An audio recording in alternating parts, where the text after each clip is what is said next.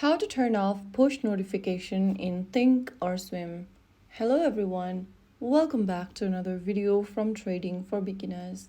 If you are using Thinkorswim and getting too many push notifications, then you can easily turn it off. First of all, open up Thinkorswim on your device and log in.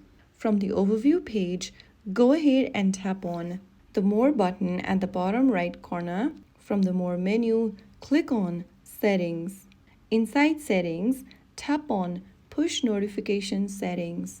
On the next page, toggle off the switch right next to Push Notifications. And now click OK.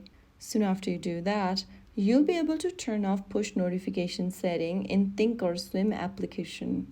So that's it. Now you've turned off the push notifications you don't want from Thinkorswim. You can also switch off specific notifications you don't want from the notification tab. Just switch off the alert type you don't need, keeping the push notification button toggled on. But if you don't want any kind of a notification, you can switch off the push notification button entirely. So that is how you do it. If you found the video helpful, don't forget to like, share, and subscribe to our channel. I will be back again in the next video. Thank you.